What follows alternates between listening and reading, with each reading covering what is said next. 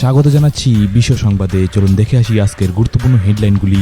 ভারতে তৃতীয়বার প্রধানমন্ত্রী পদে শপথ নিয়ে দেশে নেহরুর পর নজির গড়লেন নরেন্দ্র মোদী। রবিবার নির্ধারিত সময়েই তৃতীয়বার প্রধানমন্ত্রী পদে শপথ নিলেন নরেন্দ্র দামোদর দাস মোদী। তিনি যথাসময়ে রাষ্ট্রপতি ভবনে আসার পর নরেন্দ্র মোদী রবিবার সন্ধ্যা 7:15 শপথ গ্রহণ নেন রাষ্ট্রপতি দ্রৌপদী মুর্মুর কাছ থেকে।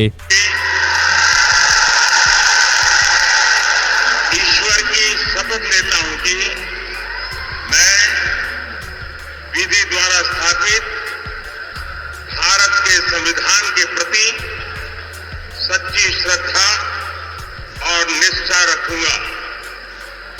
मैं भारत की प्रभुता और अखंडता अक्षुण्ण रखूंगा। मैं संघ के प्रधानमंत्री के रूप में अपने कर्तव्यों का श्रद्धापूर्वक और शुद्ध अंतःकरण से निर्वहन करूंगा तथा मैं भय या पक्षपात, अनुराग या द्वेष के बिना सभी प्रकार के लोगों के प्रति संविधान और विधि के अनुसार न्याय करूंगा।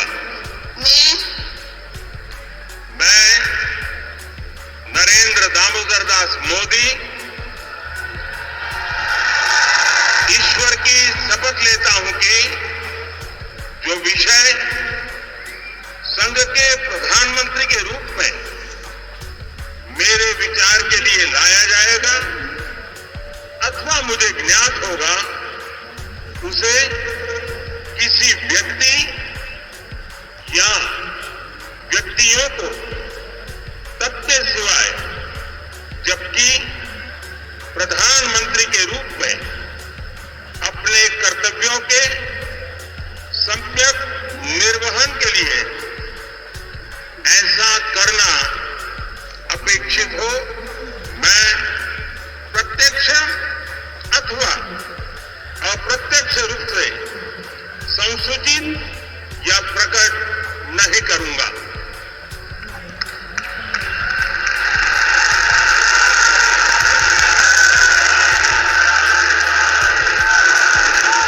হত্যাযজ্ঞ যেন থামছেই না। দুনিয়ার চোখের সামনে চলছে হত্যাযজ্ঞ, কারো কোনো হেলদোল নেই। ইসরায়েলি হানায় এখনো পর্যন্ত গাজায় মৃত্যুর সংখ্যা দাঁড়ালো 37,000। শনিবার গাজার নুসিরাত ত্রাণ শিবিরে ইসরায়েলি হামলা চালায়। ওই হামলায় নিহত হয় 274 জন ফিলিস্তিনি এবং আহত হয় 698 জন। গণহত্যাকারী ইসরায়েলের বন্ধু আমেরিকার প্রেসিডেন্ট জো বাইডেন। 30,000 প্যালেস্তানি পন্থীর গর্জনে কাঁপল White house.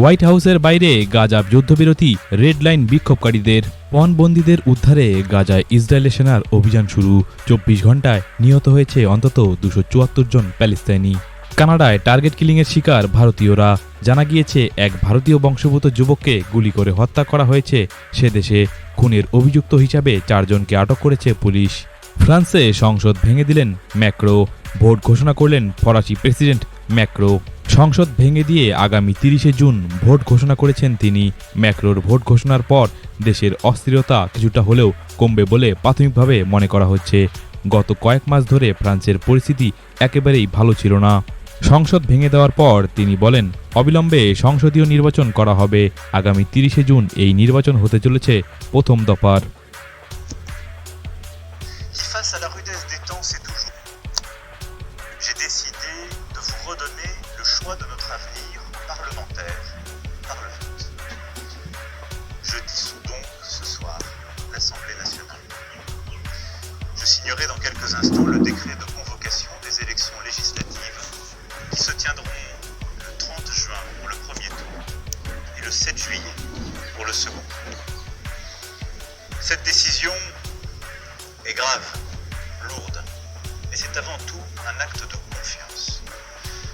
Confiance en vous, mes chers compatriotes, en la capacité du peuple français à faire le choix le plus juste pour lui-même et pour les générations futures. Confiance en notre démocratie. Que la parole soit donnée au peuple souverain, rien n'est plus républicain. Cela vaut mieux que tous les arrangements, toutes les solutions précaires. C'est un temps de clarification indispensable. Confiance en la France, qui face à la rudesse des temps sait toujours s'unir et résister pour dessiner l'avenir et non se replier ou céder à toutes les démagogies. Dans les prochains jours, je dirai l'orientation que je crois juste pour la nation. J'ai entendu votre message, vos préoccupations, et je ne les laisserai pas sans réponse. Et vous me connaissez, le goût de l'avenir, celui du dépassement, de la fédération, continueront de nourrir ce projet. Mais en ce moment de vérité démocratique, et alors même que je suis le seul responsable politique à n'avoir aucune échéance électorale personnelle en 2027, soyez certains d'une chose. Ma seule ambition est d'être utile à notre pays que j'aime tant. Ma seule vocation est de vous servir. J'ai décidé de vous redonner. সম্প্রতি একজন American নাগরিক নাকি পেট্রোলের বিকল্প খুঁজে পেয়েছেন তারপর থেকেই রীতিমতো প্রাণ সংশয়ে ভুগছেন ওই ব্যক্তি কিছুদিন আগেই বিজনেস ভিসাতে ভারতে এসেছিলেন তিনি এই মুহূর্তে তিনি থাকছেন কেরলে কিন্তু পেট্রোলের বিকল্প খুঁজে বের করার পর থেকে তিনি প্রাণহানির আশঙ্কায় ভুগছেন তাই ভারতের আশ্রয় দেওয়ার আর্জি জানিয়ে ইতিমধ্যে সুপ্রিম কোর্টের মামলা করেছেন ওই ব্যক্তি রাষ্ট্রপুঞ্জের কালো তালিকায় ইসরায়েল সেনাবাহিনীর নাম জুড়ে গেল হঠাৎই পদত্যাগ করলেন মন্ত্রী বিপাকে ইসরায়েলের প্রধানমন্ত্রীর সরকার ইসরায়েলের প্রধানমন্ত্রী বেঞ্জামিন নেতানিয়াহুর জরুরি সরকার থেকে পদত্যাগের ঘোষণা দিয়েছেন ইসরায়েলের এক মন্ত্রী বেনি গান্টজ ভারতের সম্পদ ফেরাচ্ছে লন্ডনের অক্সফোর্ড ইউনিভার্সিটি মোদির শপথের দিনই দারুণ সুখবর উঠে আসলো লন্ডন থেকে ব্রিটিশদের লুট করে নিয়ে যাওয়া ধনসম্পদ ভারতে ফিরিয়ে আনার প্রতিশ্রুতি দিয়েছিলেন নরেন্দ্র মোদি গত কয়েক বছরে এই ধরনের বহু সম্পদই ফিরে এসেছে ব্রিটিশ শাসন চলাকালীন কোনো এক সময়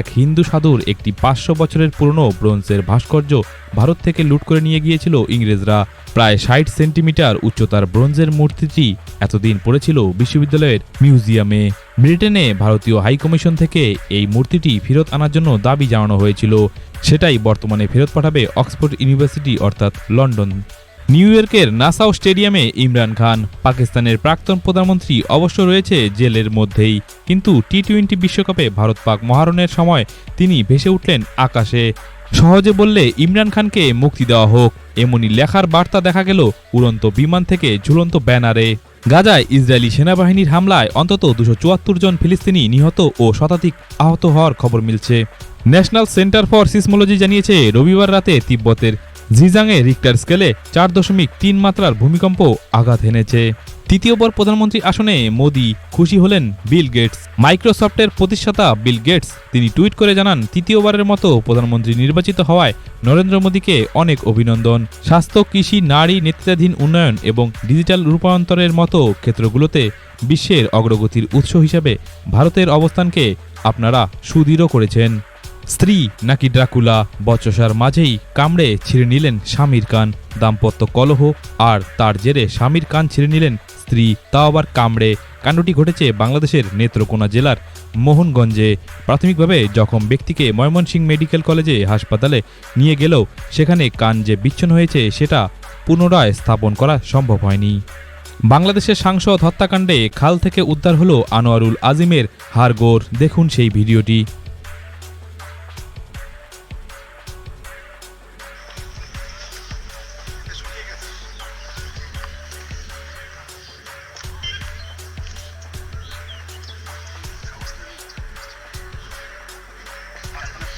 এইটা তার মানে এইটা মানে পেতেই মনে হচ্ছে, এই যে গ্রিন কালারটা, এটা পেতেই মনে হচ্ছে কাটাকাটি করেছে। এই सियाम, ये जो ग्रीन कलर जो पॉलिथीन है ये कहाँ से खरीदा था?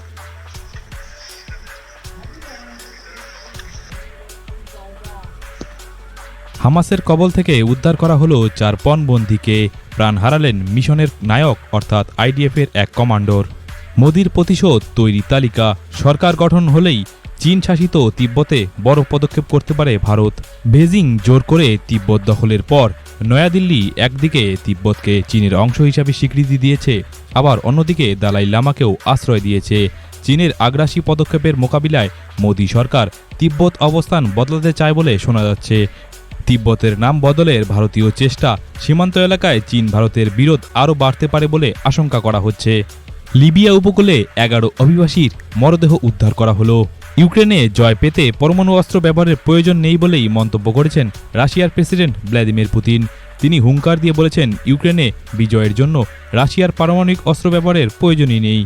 রুশ সার্বভৌমত্ব ও আঞ্চলিক অখণ্ডতা হুমকির মুখে পড়লে এই অস্ত্র ব্যবহার করা হবে বলে তিনি জানিয়েছেন। ইসরায়েলি হামলায় নিহত জাতিসংঘের ত্রাণকর্মী সহ বিভিন্ন সংস্থার কর্মীদের বিষয়ে সুষ্ঠু তদন্ত চেয়েছেন সংস্থাটি। শুধু কর্মীদের হত্যা নয়, জাতিসংঘের ত্রাণ গুদামে ইসরায়েলের পরিকল্পিত হামলারও তদন্ত চেয়েছেন জাতিসংঘের ত্রাণ শাখার পরিচালক জুলিয়েট টাওমা। কুয়েতে 23,000 বোতল নকল জমজমের পানি জব্দ করেছে দেশটির বাণিজ্য ও শিল্প মন্ত্রণালয়। এছাড়া উদ্ধার করা হয়েছে নকল পানির বোতল উৎপাদনের সাথে জড়িত অন্যান্য সরঞ্জামগুলো। ফিলিস্তিনের গাজার শিশুদের ওপর হামলার কারণেই ইসরায়েলি বাহিনীকে কালো তালিকায় অন্তর্ভুক্ত করেছে জাতিসংঘ। বিশ্বের প্রতিদিনের গুরুত্বপূর্ণ খবরের হেডলাইন্স দেখতে সাবস্ক্রাইব করুন বিশ্ব সংবাদ এবং শেয়ার করুন প্রিয়জনদের সাথে। ধন্যবাদ।